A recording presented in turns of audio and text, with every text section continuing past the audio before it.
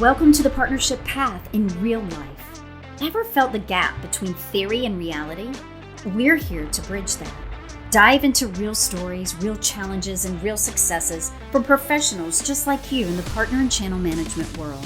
Each episode is a journey, a lesson from those who've walked the partnership path, faced the challenges, and reaped the rewards. Whether you're a seasoned partner manager or just starting your journey, this is where theory meets practice. Ready to see the real side of partnership? Let's get started. All right. Well, JR, welcome to the show. I'm really glad to have you here today. And I am excited to get a chance to talk to you. I have not met you before. So let's start with just a quick introduction. Tell us a little bit about who you are and how long you've been working with partners in your career. Outstanding. I'm JR Randall. I'm part of Microsoft's global industry ISV team. I work with a set of partners that are assigned to the retail and consumer goods industries. They don't none of them exclusively focus on that. And I've been doing this, it'll be 2 years in October. So I've seen a lot of you. It's great to meet you. You're somewhat of a celebrity here, so it's a pleasure to be with you, John. Well, I appreciate that. So look, this episode that we're kind of reacting to was on operating periods, which sometimes can be a challenging concept. So I wanted to start with you today by just kind of asking you, when you first heard about the operating periods, like when you first did that asset with us, what was your reaction? Did it make sense then? Did it take a while for it to make sense? What was your experience with it? I had two reactions. First was, wow, this is useful because none of my partners are on our fiscal year calendar. And the second was, oh, how will I do this? But it was one of the most useful sessions that we've done with you guys because it really gave me a sense of, wow, this is how to manage kind of the rhythm of the business. So yeah, well, so I'm super glad to hear that, and you already asked yourself my next question, which is So how do you, JR, do it? Like, how are you actually using that concept with some of your partners? it's a great question because I feel as if with my various partners, I'm in different stages of of changing thinking to the operating period. And one of the things you said in the podcast that I thought was really well stated is the most important thing is to have the conversation. Right. With one of my partners, they're on the classic calendar year, fiscal year. Sure. And that was probably the easiest partner to both have the conversation with as well as to align on what an operating period would look like. We agreed upon 6 months, 6 months. That includes their Q4 and it includes our Q4. So the next level down becomes what are the metrics and what's the cadence. But if once we have that conversation about operating periods, there's a sense of tactical seriousness that comes with the partnership. I will just briefly mention one other example. I have another partner that's on a March fiscal year end. That one I actually find more challenging. Of because course. when you're 180 degrees opposite, it's like, oh, we'll just split down the middle, so to speak. Right. This is like, well, do we do 9 months, 3 months? Yeah. Do we just do quarterly? So we're still working through that. Yeah. So I want to get super tactical with you on that. So let's use the first partner that you said you've kind of already worked through some of that with. How like give some advice to the people listening. Like, how do they even schedule a meeting for that? Like be super kind of pragmatic. Like, what'd you say? Did you send an email? Did you just work it into conversation? Like, how did that actually happen for you in that conversation with the partner? Absolutely. I was fortunate with this partner. They had just undergone a change in alliance leadership. And Okay. so the new, and not just a change, but a change to an alliance leader who I already had a relationship with. Yep. And so it was easy to bring up, and almost in a way of resetting things.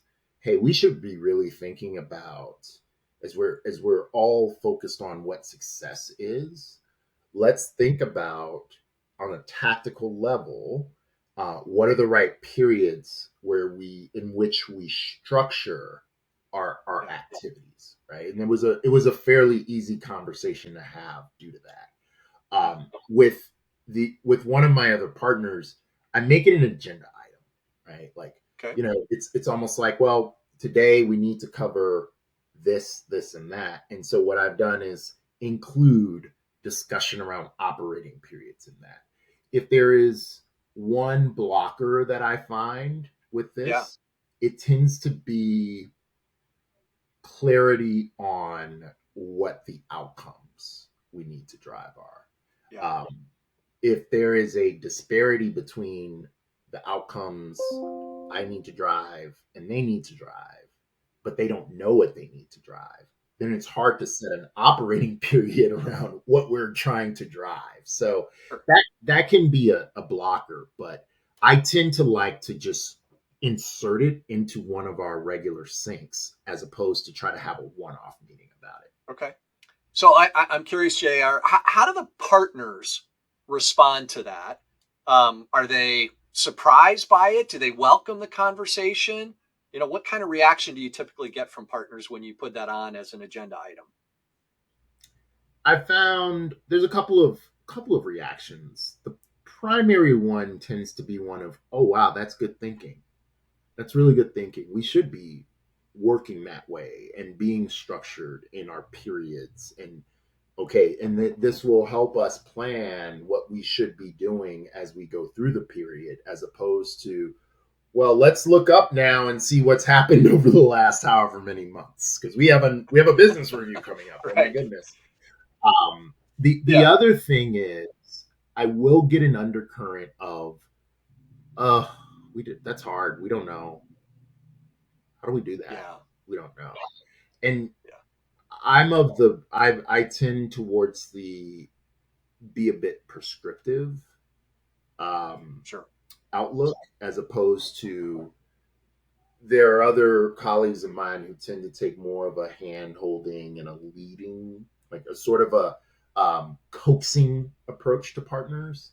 Um, I tend to maybe put a guidepost down and say, well, what if we tried quarterly? Or what if we tried this? And my experience says that tends to advance the thinking somewhat. Yeah. Yeah. I'm gonna launch off of that. I think that's a super good sort of recommendation. I think there are certain topics that require us to be a little bit more prescriptive, right? To kind of take the lead, especially when it's perhaps a bit of a new thinking for a partner. Is there any other? I'll just close with this one, JR. What other, if any, advice do you have for all the other um, PDMs and channel managers and all the other people out there working with partners? What other advice do you have for them in terms of trying to put an operating period in place with their partners? I will piggyback off of the advice you gave in the podcast, which is simply have the conversation. Yeah. And you can, one extension of that, we should all have governance models for our Sure. partners, and this is a deepening of that model. It's to say, look, well, it's not enough just to have sponsors. It's not enough to even have a cadence of meetings for those sponsors, or for even us to pull up and review the business. We have to define the boundaries of what we're looking at, and Yeah. that's part of that is time. And so, think of it as a way of operationalizing your governance model. Yeah. Yeah. JR, I am so grateful for you being here. I know the listeners are going to be super pleased and grateful to hear that somebody's actually doing this, that it's working, and that the partners are responding positive to it. And really appreciate your guidance and your pointers to help make it real. Anything else you have to say to the community before I let you get back to actually working with partners? No, I guess the last thing I'd say is don't be discouraged if your partner maybe gives a little bit of pushback. Understand the pushback. Don't get me wrong. We've all got to listen and understand and internalize. It's a journey, and I think that a lot of the challenges, especially new partners have with Microsoft, like this is a way of starting to tease those out. So don't be discouraged if a partner pushes back. That is great advice. Well, JR, thanks so much for joining us on this episode. I really appreciate it. And I hope we can have you back again sometime. Awesome. Thank you, John. Yeah. Thank you for joining us on the partnership path in real life today. Remember, the real world tests theories and creates leaders. Don't stop here. Subscribe, learn, and grow with us. Let's make every experience count. Until our next real life story.